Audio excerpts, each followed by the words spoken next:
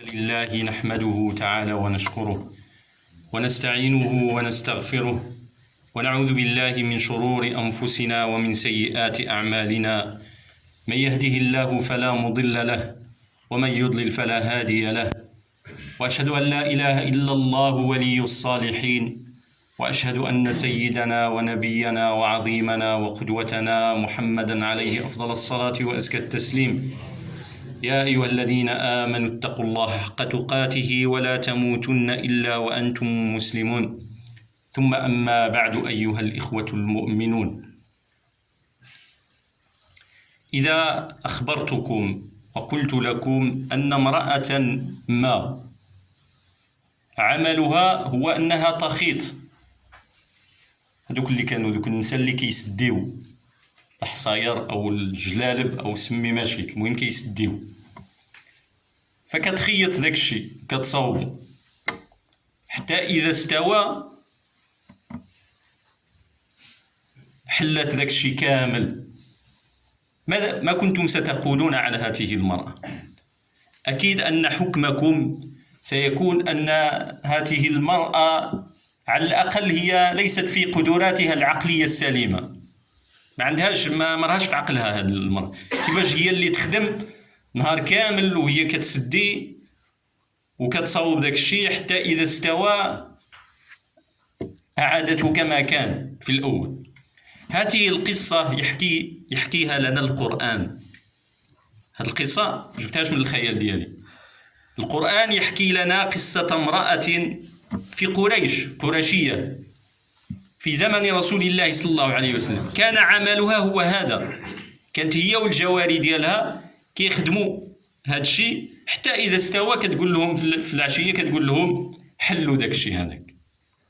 إذا كنت اخترت هذه القصة فإنما لأقول أنه المثال الذي يعطيه الله سبحانه، ربي ما بغاش يحكي لنا هذه القصة لأجلها، ما عادي امرأة كانت دير هذه الخدمة هذه، القرآن لا يهتم بهذه الأمور. ولكن في أي سياق أعطى هذا المثال؟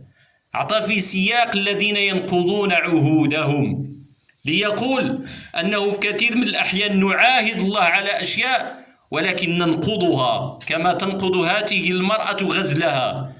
ولذلك الله سبحانه عز وجل في هذه القصة كيقولنا: ولا تكونوا كالتي نقضت غزلها من بعد قوة أنكاثا.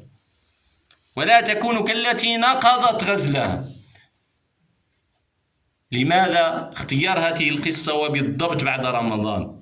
لأقول أيها الإخوة بتوفيق من الله كل عمل منا بما يستطيع في رمضان. صام هذا الشهر، صلى ما شاء الله أن يصلي، كان يواظب على قراءة القرآن، كان يواظب على ما شاء ما يسر الله من الذكر ومن العمل الصالح. ولكن إذا انتهى شهر رمضان الملاحظ أن كثير من المسلمين يتخلون عن هذه الأعمال. وهنا يطرح السؤال أيها الإخوة: هل تقبل منا العمل؟ ماشي بقات في الخدمة، بقات واش ربي قبل هذا العمل؟ كل عمل، ولكن هل تقبل هذا العمل؟ العلماء يقولون أن من العلامات باش تعرف واش ربي قبل منك العمل أو لا، أنه أولا تحس أن إيمانك ازداد، أن الحالة الإيمانية ديالك من قبل ماشي هي من بعد، أي أنه ذاك العمل كاين اللي فيه، كاين نتائج، كاين لي ريزولطا ديال داك العمل وديال داك الجهد، كتشوفوا أن الإيمان ديالك تغير، وأنك الحمد لله زدت، وأنك صرت تحب المسجد، صرت تحب القرآن، صرت تحب أهل الله، وهكذا. يعني كتحس بأن هناك تغير. هذه علامة أولى. العلامة الثانية هو أن الله يوفقك للاستمرار في العمل الصالح، أنه ربي ييسر لك. شحال من واحد كيكون غافل، فإذا عمل في رمضان وتاب وكذا استمر هكذا، استمر. هذه من العلامات ديال القبول، أن الله تقبل منه ذلك العمل. إذن هدف المؤمن هو أن يسعى إلى القبول، وأن يأتي هذه العلامات ديال القبول. ولذلك لما نزلت هذه الآية، آية قرآنية تقول: والذين يؤتون ما آتوا وقلوبهم وجلة أنهم إلى ربهم راجعون أولئك يسارعون في الخيرات وهم لها سابقون. الذين يؤتون ما آتوا. عائشة رضوان الله عليها استشكلت هذه الآية فقالت لرسول الله صلى الله عليه وسلم: شكون هما هاد الذين إذا آتوا ما آتوا، الذين يأتون ما آتوا، شكون هما؟ واش الذين يزنون ويشرب الخمر ويعني الذي يأتي المحرمات وقلوبهم وجلة؟ وجلة هي خائفة، قلوبهم وجلة، يعني واش هادوك اللي كيديروا المناكير وكيخافوا الله، واش هادو هما المقصود؟ قال: لا يا عائش، لا يا عائش، وإنما الذين يصلون ويصومون ويتصدقون ويخشون ألا يتقبل منهم. يعني خدامين في الصالح، خدامين في الطريق المستقيم، ولكن دائما القلب ديالو: يا ربي واش تقبل ولا ما تقبلش. لعله ربما يكون النفس ماشي هي هذيك، القلب ماشي، دخلني الرياء، دخلتني النفس أو فالمهم قلوبهم دائما مشتغلة. لأن الذي يعصي الله ما يمكنش شي واحد يخاف الله ويعصي الله. على الأقل في ذيك اللحظة اللي كيكون يعصي الله راه كيكون خوف الله مشى منه. ولذلك لا يزني الزاني حين يزني وهو مؤمن، ولا يشرب الخمر حين يشربها وهو مؤمن. حين يشربها الرسول صلى الله عليه وسلم يعني كيقول لك في ديك اللحظة اللي كيدير ذاك المعصية راه ما كيكونش مؤمن، ما كيكونش مؤمن، لأن وقع ماشي معنى أنه كفر، وإنما حقيقة الإيمان ما بقاتش فيه في ذاك اللحظة، لأنه راه يعصي الله في ديك حين يعني ديك الوقيته اللي راه كيدير ذاك العمل. ولكن من بعد ربما يتوب يستغفر كذا، نعم هذه مفتوحة، ولكن في ديك الوقيته لا يمكن. ولكن هادو راه يؤتون ما أتوا، يعني خدامين في العمل، ولكن دائما قلوبهم وجلة ألا يتقبل منهم. ولذلك فيما يتعلق برمضان كان السلف الصالح يقسمون العام إلى 6 شهور. 6 شهور التي تلي رمضان دعاؤهم: ربنا تقبل منا الصيام، ربنا تقبل منا ما أتينا في رمضان من العمل الصالح. و6 شهور الأخرى: ربنا بلغنا رمضان. فحياتهم وعامهم كله يدور حول رمضان. إذن أيها الإخوة، إذا كان هذه علامات القبول، فهنا يطرح السؤال: واش حنا تقبل منا هذا العمل؟ حين نرى أيها الإخوة كثير من المسلمين يتخلون عن المساجد من بعد رمضان. الصيام كيعرفوا غير من رمضان. الصدقات وما يعرفوا فقط شوف واش الزكاة يؤديها أو لا يؤديها كما شرعها الله. فهؤلاء جميعا يجب أن نراجع أنفسنا، لأن هؤلاء كما قال بشر الحافي حين سئل عن أناس عملهم هو هذا كيخدموا غير في رمضان، قال: هؤلاء يعبدون رمضان ولا يعبدون رب رمضان. هادو واش كيعبدوا رمضان ولا كيعبدوا رب رمضان؟ وفي هذا نقول ما قاله سيدنا أبو بكر حين توفي رسول الله صلى الله عليه وسلم: من كان يعبد رمضان فإن رمضان قد انقضى، ومن كان يعبد رب رمضان فرب رمضان حي لا يموت، وهو رب الشهور كلها، رب شوال وذي القعدة وذي الحجة وكل الشهور، هو الرب الحي الذي لا يموت واللي هو دائما رب. فإذا كنا نعبد الله يجب أن نستمر على هذا الأمر. نعلم أيها الإخوة أنه للنجاح سواء في الدنيا أو في الآخرة هناك 3 أمور: الالتزام والاستمرارية والصبر. الالتزام هو أنك كتوضع لنفسك الأعمال التي يجب أن تأتيها، لا يمكن أن تتخلى عن الصلاة، فهذه راه دائما موجودة، فتلتزم أنك تؤديها في أوقاتها وفي المساجد ما أمكن. يعني كل ما كان عندك فرصة أنك تصليها في المسجد فالأولى أن تصلى في المسجد، ولكن من يعمل ولا كذا هذا شيء آخر، ولكن كلما استطعت أن تصليها في المسجد تصليها في المسجد. هذا الالتزام، يجب أن تلتزم بهذا. الاستمرارية معنى أنه ما كاينش واعبد ربك، الله سبحانه وتعالى كيقولنا واعبد ربك حتى ياتيك اليقين. قالوا العلماء اليقين هنا ما هو اليقين؟ قالوا الموت. اليقين هو الموت، بمعنى اعبد ربك حتى ياتيك الموت. راه ما كاين العباده ما فيهاش الراحه، العباده ما كاينش غادي نخدم. نعم تجتهد، الاجتهاد ديالنا في رمضان ماشي هو في الشهور الاخرى، هذا نعترف به كلنا، وهذا مطلوب، هذا مطلوب. رسول الله صلى الله عليه وسلم كان يجتهد في رمضان أكثر مما يجتهد في غيره، ولكن كاين واحد المينيموم اللي ما كيهودش عليه الإنسان.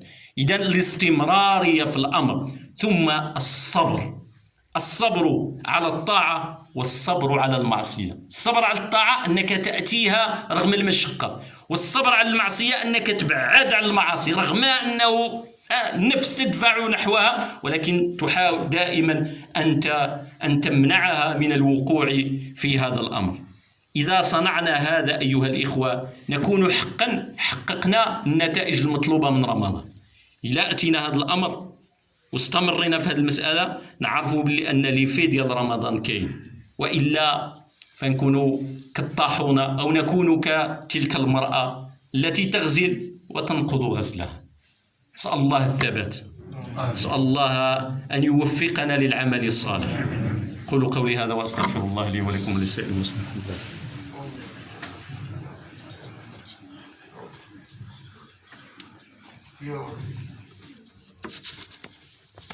الحمد لله وكفى، والصلاة والسلام على عباده الذين اصطفى، وبعد.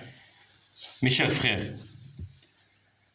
le Coran nous raconte l'histoire d'une femme qui passait son temps à tisser, et quand elle avait terminé son travail, elle détissait tout ce qu'elle avait fait. Dans cette histoire, il y a une morale.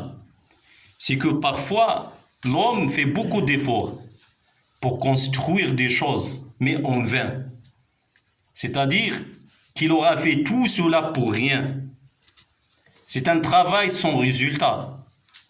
Allah a dit, « Ne faites pas comme celle qui défaisait brin par brin sa quenouille après l'avoir solidement filée. » Si j'ai choisi cette histoire aujourd'hui, c'est pour vous dire que nous avons œuvré en jeûnant, en priant, en faisant le bien durant tout un mois, le mois du Ramadan.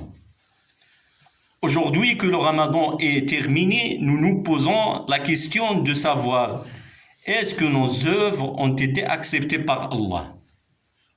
Ou bien sommes-nous comme cette femme qui détruisait son travail elle-même?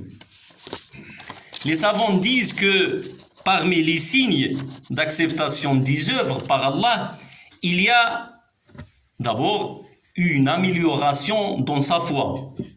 Deuxièmement, que Dieu lui facilite d'œuvrer dans le droit chemin. Mais nous constatons que certains musulmans délaissent tout ce qu'ils faisaient durant le mois du Ramadan, comme la prière dans les mosquées, le jeûne, la lecture du Coran, le dhikr, etc. Et ceux-là sont comme ceux qui adorent le mois du Ramadan et pas le Dieu du Ramadan. Parce que le Dieu du Ramadan est le Dieu de tous les mois. Qu'ils sachent que s'ils adorent le mois de Ramadan est terminé. Et s'ils adorent le Dieu du Ramadan, qu'ils sachent que Dieu est le vivant, qu'il ne meurt jamais. Mes frères, comme vous savez, pour avoir la réussite dans la vie d'ici-bas ou dans le delà, il y a 3 points à respecter. Le premier, c'est l'engagement. c'est-à-dire de se fixer les œuvres à pratiquer sans jamais les délaisser. Le deuxième, c'est la continuation, c'est-à-dire pratiquer quotidiennement ce que l'on s'est fixé. Le troisième, c'est la patience. Mes chers frères, continuons à prier les prières obligatoires dans leur temps et dans les mosquées pour ceux qui le peuvent, et ajouter quelques nawafil. Continuons à jeûner les jours préférables auprès d'Allah, comme les 6 jours de Shawwal et lundi et jeudi, dans la mesure du possible. Continuons à lire ce qu'on peut du Coran. Continuons à faire dhikr. Et le plus important, sur lequel j'insiste, c'est de délaisser les péchés.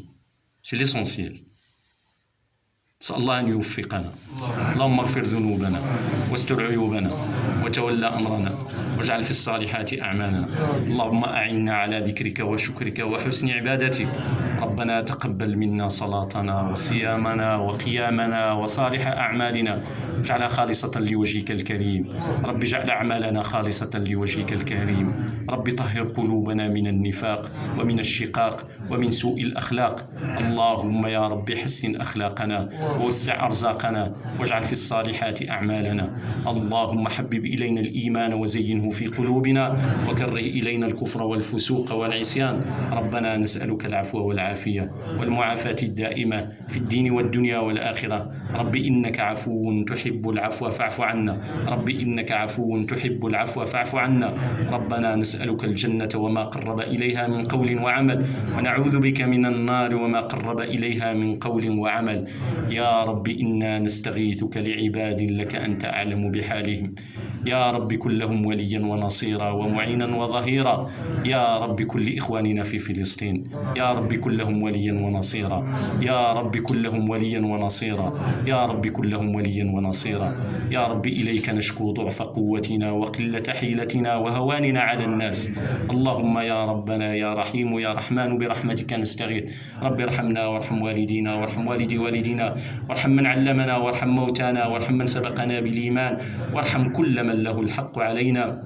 وارحم بفضلك سائر أمة سيدنا محمد.